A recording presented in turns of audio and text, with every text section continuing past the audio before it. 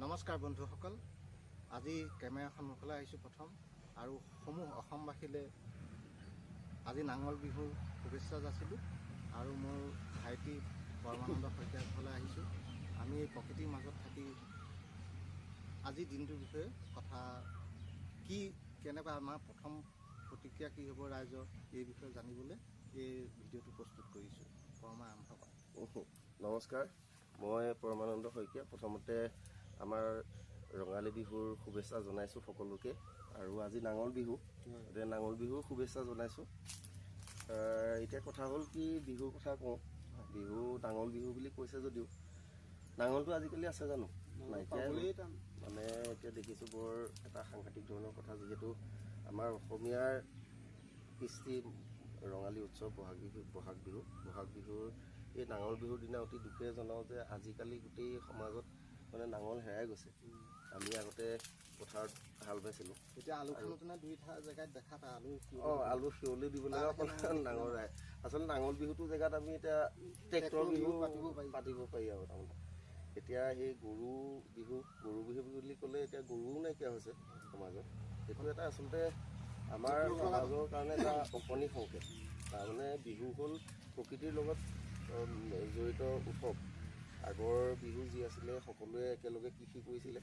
কৃষি যিহেতু অসমখন কৃষি প্ৰধান সকলোৱে জানে, গতিকে এই এতিয়াৰ যিটো প্ৰজন্ম বা আজিৰ ল'ৰা ছোৱালীয়ে আমাৰ ল'ৰা ছোৱালীয়ে খেতিৰ বিষয়ে নজনা হ'ল।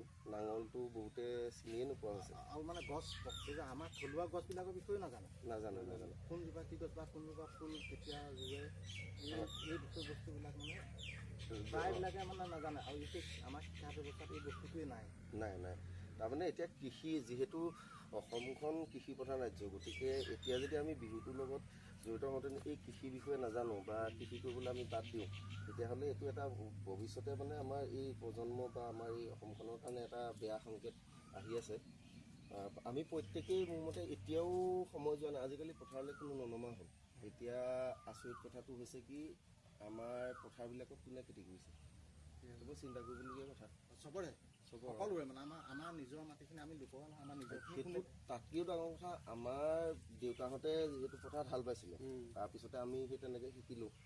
আমিও হাল বাইছোঁ সৰুতে, সেই হাল বাই পেলাই ডাঙৰ হোৱা বা আমি সেই প্ৰকৃতিৰ লগত জড়িত হৈ আছিলোঁ আমাৰ জেনেৰেশ্যনটোলৈকে দেই। এতিয়া ডাঙৰ কথাটো আমাৰ পিছৰ জেনেৰেশ্যনটোৱে, এতিয়া ধৰক মোৰ বা আমাৰ নেক্সট জেনেৰেশ্যনটোৱে নিজৰ পথাৰৰ চাৰিসীমাটো চিনি নাপায়। এতিয়া আমাৰ মাটিখিনি এইবাৰ যোৱাবাৰ ধৰক আমাৰ ওচৰতে মুছলিম গাঁও এখন আছে, তেওঁলোকক আধিলে দিয়া হ'ল বা কোনোবা দেউৰী সম্প্ৰদায় আছে বা মিচিং সম্প্ৰদায় আছে। মেক্সিমাম মানুহখিনি তাৰমানে আমাৰ অসমীয়া মানুহখিনি এতিয়া এই খেতি পথাৰখিনি চব আধি কৰিবলৈ দিছে। এই গোটেই পথাৰখন ইয়াত আমাৰ নিজৰ মানুহ খুব দুঘৰ বা এঘৰে খেতি কৰে নায়েই। তাৰমানে গোটেই গাঁওখনতে নাই। গাঁওখন মানে কি আমাৰ অসমতে এতিয়া প্ৰায় নাইকিয়া হৈছে খেতি কৰাটো। এইটো বৰ সাংঘাতিক কথা হৈ আছে। আৰু দুই নম্বৰ কথা, যদি এতিয়া এই বহুত কথা জড়িত আছে দেই। তাৰমানে বিহু বুলি ক'লে যে অকল সংস্কৃতি থাকিব, বিহু বুলি ক'লে আমাৰ এই যিখিনি কৃষিৰ ওপৰত জড়িত কথাখিনি, এই গোটেই কথাখিনি মানুহে জানিব লাগিব। আমাৰ ল'ৰা ছোৱালীয়ে জানিব লাগিব। এতিয়া আমাৰ গৰু বিহু, এতিয়া গৰু বিহু বুলি ক'লে গৰু বিহু কিয় উদযাপন কৰা হয়নে? এতিয়া গৰু বিহুটো উদযাপন কৰিবলৈ যাওঁতেনে যদি ঘৰত গৰুহে নাথাকে তেতিয়া কি হ'ব? আৰু গৰুৰ পৰা এতিয়া গৰু নোপোহা হ'ল। তুমি আগৰ পথাৰখনত গৰুৱে ভৰ্তি হৈ থাকে বা চবফালে, এতিয়া পথাৰ গৰু নাই আৰু মানুহৰ ঘৰত গৰু নাই। এতিয়া 100 এবিধ শাকৰ কথা কয়। কিমান বিজ্ঞানসন্মতভাৱে তুমি ভাবাচোন, মানে এই কথাখিনি ক'লে কথাখিনি ওলাই গৈ থাকে। তাৰমানে আমি 100 এবিধ শাক যে শাৰীৰিকভাৱে আমাক সেই এতিয়া শাকবিলাকতো নাইকিয়াই হৈ গ'ল। গৰু নোহোৱাৰ কাৰণে কিছুমান মানে এতিয়া গোবৰত কিছুমান বস্তু যেনেকৈ মানিমুনিটো শাকৰ ৰজা। এতিয়া মানিমুনি শাকটো তোমাৰ ক'ত হ'ব? গোবৰ থাকিলেহে মানিমুনি হ'ব। এতিয়া আমাৰ বন জালুক বা আমাৰ এইবিলাক এই পদুনা বা এনেকুৱা জাতীয় ব্ৰাহ্মী শাক বা এইবিলাক যিবিলাক অসমীয়া মানুহৰ ঘৰৰ বাৰীত নাই, মেডিচিন একদম খালে শৰীৰৰ। এতিয়া যে আমাৰ গা যে গোন্ধ এটা ওলায় কিবা বেছি গৰম হ'লে, এইবিলাক খালে সেই গোন্ধটো নাইকিয়া হয়। মানে প্ৰতিটো বস্তুৱে তাৰমানে আমাৰ গোটেই বাৰীখনত এই গৰুৰ লগত গৰু থকাৰ কাৰণে গৰুৰ গোবৰৰ পৰা সেইখিনি এটা বৃহৎ ধৰণৰ সুন্দৰ ধৰণৰ সাৰ নহয় জানো? সেই সাৰখিনিৰ পৰা বিভিন্ন ধৰণৰ তেনেকুৱা আমাৰ বনজাতীয় ঔষধি গুণসম্পন্ন যিবিলাক আছিলে 100 বিধ শাক যিটো কয় আমাৰ, সেইবিলাক এতিয়া বাৰীত কাৰ বাৰীত আছে? নাইকিয়া হ'ল নহয়। আমাৰ ল'ৰা ছোৱালীয়ে চিনি নাপায়, এইটো ডাঙৰ কথা।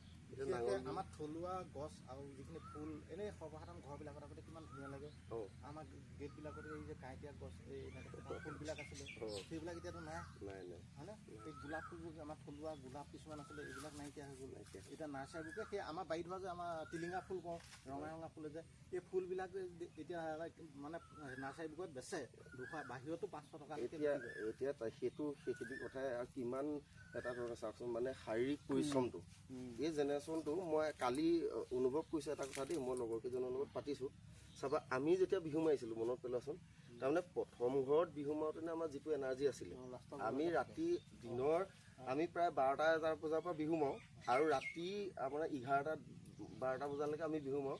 অথচ সেই প্ৰথমৰ পৰা শেষলৈকে আমাৰ যিটো এনাৰ্জি আছিলে সেই ধৰণে থাকে। তুমি এতিয়া জেনেৰেশ্যনটো তুমি চোৱাচোন, বিহু মাৰিবলৈ তুমি টানি আজুৰিটো আনিব নোৱাৰা, সেইটো বৰ সাংঘাতিক ধৰণৰ কথা হৈছেই, বিহু হেৰাইছে। কিন্তু আহিলেও মানে 2 ঘৰ বা 3 ঘৰ বিহু মৰাৰ পিছত তেওঁলোকৰ নাই। কেলৈ হৈছে? তাৰমানে এই শাৰীৰিক, এতিয়া খেতিৰ লগত জড়িত হোৱাৰ লগে লগে শাৰীৰিক পৰিশ্ৰম মানে খাদ্যাভ্যাস। এতিয়া খাদ্যাভ্যাসটো সেই ধৰণৰ আমাৰ মানুহে যিখিনি খাদ্য গ্ৰহণ কৰিছিলে সেই খাদ্যখিনি নোহোৱা হৈ গ'ল ইতিমধ্যে। এই জেনেৰেশ্যনটো ক'লৈ গৈ আছে? ভেদাইলতা মানিমুনি বাৰীৰ প্ৰত্যেক ঘৰ মানে একদম থাকেই আৰু ধুনীয়াকৈ খাবলৈও ভাল লাগে। আমাৰ নিজৰ থলুৱা খাদ্যৰ লগত কিমান ধুনীয়া এটা মানে আমাৰ আইতা যেতিয়া জীয়াই আছিলে তেতিয়া বনায়, মানে মোৰ মনত পৰিছে ইমান ধুনীয়াকৈ বনায়, মানে যেন দেখিবলৈ এতিয়া লগতে কালাৰটো নাই, কিন্তু তাৰ সোৱাদ যিকেইটা মাছৰ সোৱাদ মানে যেনেকৈ বনায়। তাৰমানে আপোনাৰ নৰসিংহ, মানিমুনি, ভেদাইলতা তাতে আপোনাৰ জোল বনায় আৰু কাঠ মাছ হওক, গৰৈ মাছ হওক, মাগুৰ মাছ হওক, সেইকণৰ যিটো সোৱাদ আদা নহৰু দি এতিয়া ধাবাবিলাকতো সেইটো বস্তু মানে সেইটো মানে যাৰ এতিয়া ঘৰুৱা পৰিৱেশত মানে এই বস্তুবিলাক আছে, সেইজনেহে জানে যে। গতিকে বিহু পৰিৱেশটো এতিয়া কোনফালে গতি কৰিছে? বিহুটো বৰ এইটো এটা আগৰ দিনত বিহু কেনেকুৱা হ'ব, হয় এই বিষয়টো বৰ চিন্তনীয় হৈছে সঁচাকৈ। তাৰমানে কি হৈছে, এতিয়া এই জেনেৰেশ্যনটোৱে যদি আমাৰ সংস্কৃতি নাথাকিলে এটা জাতি নাথাকে। কিন্তু মেইন কথাটো হ'ল এতিয়া আমাৰ এই নতুন জেনেৰেশ্যনটোৱে বিহুটোক কেনেধৰণে লৈছে। কালি মই এটা ঘটনাৰ কথা কওঁ। আমি কালি বিহু মাৰিবলৈ ওলাই গৈছিলোঁ, আহোঁতেনে আমি 11টামান বজাত আহি পাওঁতেনে গাঁৱতে হুলস্থুল হৈ আছে ৰাস্তাত। আৰু গৈ পেলাই পালোঁ যে কি হ'ল বুলি, তাৰমানে এই বাহিৰৰ কোনোবা সৰু আৰু আমাৰ নতুন হেৰি উঠীয়া টিনেজৰ ল'ৰা দুটা আৰু ছোৱালীজনী, 2জনী ছোৱালী, সিহঁতি মানে সেই LP স্কুলখনত মানে ৰাইজে ধৰিলে। তাৰপিছত মই গৈ পোৱাৰ পিছত এই পৰিস্থিতিটো বৰ দুৰ্তপ্ত পৰিস্থিতি হৈছিলে। কিন্তু মই এটা কথা সকলোৱে হেৰি কৰিলোঁ, আমি যে ভিডিঅ' চিডিঅ' কৰা নহ'লে উঠি অহা ল'ৰা ছোৱালী তো, গতিকে চিন্তাধাৰাবিলাক ক'লৈ গৈ আছে তাৰমানে। আৰু মোৰ চোৱাচোন, আজি আমাৰ জাতীয় সাজযোৰ পিন্ধাৰ পিছত যদি তেনেকুৱা ধৰণৰ এটা কথা হয়, তেতিয়াহ'লে এতিয়া বিহু মাৰিবলৈ ওলাই নাই। আজি কালি গম পাইছা বিহু মাৰিবলৈ, তাৰমানে তুমি গৈ মাতি তুমি আনিব নোৱাৰা। তাৰমানে এই কথাবিলাকে এটা বৰ সাংঘাতিক ধৰণৰ ভয় লগা কথা এটা হৈছে। ভৱিষ্যতলৈ গতি কৰি আছে। এতিয়া সংস্কৃতি নাথাকিলে জাতিটো কেনেকৈ থাকিব? মোৰ এটা বেয়া লাগিছে, মানে মই ভিডিঅ' কৰিব পাৰিলোঁ যেন আজি গোটেই বাতৰিত বা এইটো ভাইৰেল হ'লহেঁতেন, কিন্তু মই কেলৈ নাই কৰা। এই মুগা সাজযোৰ দেখি মোৰ মানে বেয়া লাগি গ'ল। আৰু মই যিখিনি ক'বলগীয়া মাকজনীয়ে কান্দিছে, একদম কি কৰিলি বুলি এনেকৈ কান্দিছে, মানে মোৰ বেয়া লাগি গ'ল। আৰু মই তেতিয়া কথা এটা কৈছোঁ যে মোক এতিয়া 5G মোবাইল, মই এতিয়া একো কৰিব নোৱাৰোঁ। মই কিবা এটা সামাজিক মাধ্যমৰ যোগেদি মানে মই কাৰো ওচৰত হাত নাপাতো। মোৰ যিখিনি সামান্য জ্ঞান, সেই জ্ঞানখিনিয়ে মই আগবাঢ়ি যাবলৈ বিচাৰিছোঁ। কিন্তু কালি মই ভিডিঅ'টো বনোৱা হ'লে আজি কিমান ভাইৰেল হ'লহেঁতেন গোটেই মানে, কিন্তু নিজৰ জাতিটোকহে আমি মানে লেং মৰা নিচিনা হ'ব। কিবা মুগা সাজ ছোৱালীকেইজনী চেহেৰা পাতিও ধুনীয়া আৰু উঠি অহা ল'ৰা ছোৱালী আৰু সিহঁতৰ এতিয়া এই চিন্তাধাৰাটোৰ কথালৈহে কৈছোঁ। প্ৰথম দুখ আছে স্কুটিবিলাকৰ ৰেজিষ্ট্ৰেশ্যন নোহোৱাকৈ বাহিৰলৈ পঠিওৱাটো ৰাতি। ইমান সৰু এটা কেনেকৈ সাহ কৰিলে, লাইচেঞ্চ কোনেকৈ পালে, হয় নহয়? কথাবিলাক তেনেকৈ আমি এতিয়া যিখিনি আমি ক'ব পাৰোঁ যে আমি ৰাইজক জনাব বিচাৰোঁ যে এই মাক বাপেকে এই যাৰ লাইচেঞ্চ নাইকিয়া স্কুটিখন কেলৈ দিব লাগে? তেনেকুৱা বহুত এক্সিডেণ্টো হৈ আছে। সেয়া ময়ো এটা ভুক্তভোগী হয় নহয়, মানে যিখিনি মোৰ সামান্য জ্ঞানে যিখিনি মই এতিয়া আনক বুজাব বিচাৰোঁ এই বিষয়বিলাক, যাতে সকলোৱে বুজি পাওঁ যে আমাৰ ল'ৰা ছোৱালী আমাৰ নিজৰ নহয় জানো। সাজযোৰ যেতিয়া পিন্ধি আহিব ইয়াৰ মই মূল কথাটো কৈছোঁ। এতিয়া এই যে আমি যে বিহু যে মাৰিছিলোঁ, আমাৰ সময়লৈকে কথা কৈছোঁ, আমাৰ সময়লৈকে আমি যেতিয়া বিহু মাৰিছিলোঁ এই যিটো একতা আছিলে আমাৰ বান্ধ খাই আছিলে গম পাইছে নাই এই গোটেই কথাখিনি কিন্তু বিহুৰ লগত জড়িত আছে তাৰমানে আমি যেতিয়া বিহু মাৰিবলৈ গৈছিলোঁ আমি গোটেই ল'ৰা ছোৱালী লগ হৈ পেলাই আমি একেলগতে বিহু মাৰিছোঁ দাদাহঁতৰ চব আহিছে গোটেইখিনি ডাঙৰ আমাৰ ডাঙৰজনো আছিলে আমিও আছিলোঁ আমি যদি কেনেবাকৈ এই বিহু সামৰাৰ পিছত সেৱা কৰোঁতেনে থিয় হৈ থাকিলোঁ হয় লোৱা বহ বহ বহ তো আমি শুনিছিলোঁ তাৰমানে সেই বস্তুখিনি পৰম্পৰাখিনি তেনেকৈ জেনেৰেশ্যন বাই জেনেৰেশ্যন আহে আৰু এটা লক্ষ্য কৰিলোঁ আমি এতিয়া প্ৰাৰ্থনা কৰোঁ কোনোবাই আমাৰ পাহৰিলোঁ আমি প্ৰথম শব্দটো কৈ দিয়াৰ লগে লগে জ্যেষ্ঠজনে আমি সেইটো মনত পৰি যায় আমি গাই দিব পাৰোঁ কিন্তু এতিয়া যে যিখিনি নৱপ্ৰজন্ম মানে যিখিনি আমাৰ ভাইটি ভণ্টি ল'ৰা ছোৱালী মানে প্ৰাৰ্থনাটো নাজানে আৰু নাগায় মানে জানিলেও যেন নাগায় জানিব বা জানিছেও কিন্তু কিছু কিছু ক্ষেত্ৰত তাৰমানে এই বিষয়বিলাকৰ পৰা তেওঁলোকৰ অলপ আঁতৰি আছে কিন্তু এই কথাটো বৰ ডাঙৰ কথা আমাৰ অভিভাৱক হিচাপে প্ৰত্যেকেই তেওঁলোকক মানে সেই বিহুৰ সংস্কৃতিটো সেই পৰম্পৰাটো ৰক্ষাৰ কাৰণে অতি জৰুৰী হৈছে এইকণ সময়ত যিহেতু এতিয়া অসমত আজি অলপ দিনৰ আগৰ পৰা কিছুমান বৰ সাংঘাতিক ধৰণৰ কথা সকলোৱে দেখি আছে ছ'চিয়েল মিডিয়াত যে কোনোবা অসমীয়া ল'ৰা এটা পিটিলে আচ্ছা মই সৰুৰ পৰা অৰুণাচলত ডাঙৰ হ'লোঁ অৰুণাচলত আপোনাক ক'লোঁ তাৰ লোকেল ল'ৰা এটাক যদি কোনোবা এটাই আঙুলিটোৱে ডাঙৰকৈও কথা কয় কাষত থকা গোটেই মানুহখিনি একগোট হৈ যাব সি কোনো কাৰণত তাৰ পৰা ওলাই আহিব নোৱাৰে একদম চিধাকৈ কৈছোঁ মই তো আমাৰ মাজত সেই বস্তুটো সেই একতাটো কোনোবাখিনিত কমি আছে তাৰমানে সেই বস্তুটো কিয় হৈছে আজি আমি যেতিয়া 10টা ল'ৰা আমি গোটেইখিনি একেলগ হৈ 20টা ল'ৰা গাঁওখনত 30টা ল'ৰা বিহু মাৰিবলৈ গৈছোঁ আমাৰ মাজত যি সম্প্ৰীতি বা সেই একতাৰ বান্ধোৰে বান্ধ খাইছে ন সেই মুহূৰ্তত বা ঠিক তেনেকৈ বিহুৱেই হওক ৰাসেই হওক ভাওনাই হওক যিখিনি আমাৰ সংস্কৃতিৰ মাজত যেতিয়া থাকিব তেতিয়া সেই ভাতৃত্ববোধ বা সেই একাত্মতাটো থাকিব এতিয়া এই বিহু নাইকিয়া হোৱাৰ লগে লগে সেই একতাটো নাইকিয়া হৈ গৈছে নহয় অসমীয়া ল'ৰা এটাক পিটি আছে তাততো ওচৰে পাঁজৰে মেক্সিমাম অসমীয়া ল'ৰা আছিলে কোনো ওলা ভিডিঅ' বনাই আছে এই ছাইডতে কোনোবা এটা কৈ আছে বেয়া হৈছে বা কিবা নকৰি আৰে সেইকণ সময়ত তাৰমানে সেই অসমীয়াটো নাইকিয়া ক'লৈ গ'ল তো এই কথাখিনি কিন্তু বিহুৰ পৰাই মানে মই কৈছোঁ আমাৰ সংস্কৃতিৰ যোগেদি এই কথাখিনি সংস্কৃতিটো বিভেদ হোৱাৰ কাৰণে বা সংস্কৃতিটো পালন নকৰাৰ কাৰণে এই বেমেজালিবিলাক আহিছে কিন্তু এই সময় হৈছে অসমীয়া আমাৰ মানে অসমীয়া পৰিচয়টো জীয়াই ৰাখিবৰ কাৰণে বা আমাৰ এই সংস্কৃতিটো জীয়াই ৰাখিবৰ কাৰণে এক হ'ব হ'ল নহ'লে এদিন গৈ পেলাই আমি বহিৰাগত বাহিৰৰ পৰা অহা মানুহে আমাক গৈ পেলাই হাঁহিব বা হাঁহিছে এতিয়া এই যোৱা 2টা দিনৰ মোৰ অভিজ্ঞতা কথা কৈছোঁ যে আমাৰ ককা আইতাই মানে মইতো বহুত দিন যোৱা নাছিলোঁ এতিয়া গোটেইখিনি পাইছোঁ মনটো ইমান ভাল লাগিছে মানে সেইটো মানে প্ৰকাশ কৰিব নোৱাৰোঁ কিমান ভাল লাগিছে আৰু মই কৈছোঁ চবেই মোক আগবাঢ়ি গৈছে একদম চবেই গাত হাতো দিছে সৰুকৈও দিছে ডাঙৰকৈও দিছে মই মানে বহুত ভাল লাগিছে আমাৰ সাংস্কৃতিক পৰিৱেশ বা অসমৰ যিটো সংস্কৃতি এইটো বহুত উচ্চ মানদণ্ডৰ ইয়াৰ তুলনা পৃথিৱীত ক'তো নাই কিন্তু সেই বস্তুটোকে যদি জীয়াই ৰাখে এতিয়া মই ক'লোঁ মই সেইটোকে বাৰে বাৰে কৈ আছোঁ এতিয়া বিহুলৈ যাওঁতেনে চাওকচোন সৰুৰ পৰা ডাঙৰলৈকে সেই যে আমি কিমান এটা ধৰণৰ আত্মীয়তা কিমান এটা সুন্দৰ পৰিৱেশ সেইকণ সময়ত মানুহৰ মনবিলাক এক হৈ থাকে তাতে কাৰো মনত বেমেজালি নাই কাৰো মনত বিভেদ নাই বেয়া ভাৱ নাই সকলোৱে একেলগতে গাইছে একেটা নাম একেটা সুৰতে একেলগতে চবেই গাই আছে কি ধুনীয়া লাগে তো সেই বস্তুটো ৰাখিবলৈ হ'লে আমি প্ৰত্যেকে আৰু এটা লক্ষ্য কৰিলোঁ আমাৰ গাঁওবিলাকৰ ৰাস্তা পদূলিতে কিমান ধুনীয়া আৰু মানে যিটো সেউজীয়া এইটো অসমতহে মই গোটেই ভাৰতবৰ্ষৰ প্ৰত্যেকখন ৰাজ্যলৈকে গৈছোঁ আৰু সেই জেগাবিলাকৰ বিষয়ে চব জানো আৰু মই এতিয়া অসমলৈ অহাৰ পিছত আমাৰ মানে পশ্চিমবংগৰ পৰা যেতিয়া আমি অসমলৈ মানে নৰ্থ ইষ্টৰ ফালে সোমাই আহোঁ সেইখনৰ পৰা মনটো কিমান ভাল লাগে এটা গৈ এইটো প্ৰকৃতিয়ে ভগৱানে দিছে তাৰমানে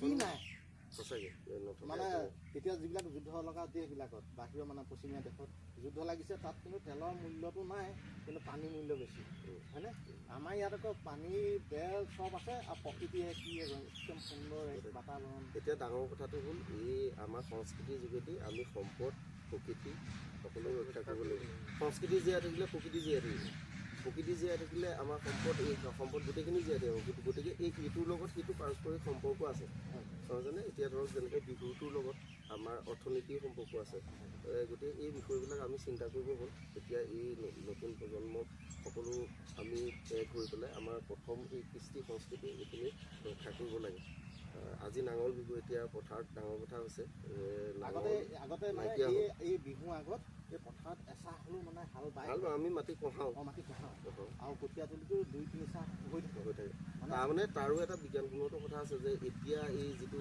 চ'ত মাহৰ যিটো ৰ'দ হয় সেই ৰ'দটো অতি টান ৰ'দ হয় আৰু বহাগৰ যিটো ৰ'দ হয় সেই বহাগৰ ৰ'দটোত তাৰমানে আমি যদি মাটিটো কঢ়াওঁ তেতিয়া এই যিবিলাক বনবাত আছে সেইখিনি মই আৰু তাৰ যিবিলাক আমাৰ এইবিলাক এই পতংগ আছে যিবিলাক আমাৰ অপকাৰী কীট পতংগ সেইখিনি নাথাকে আৰু খেতি ভাল হয়।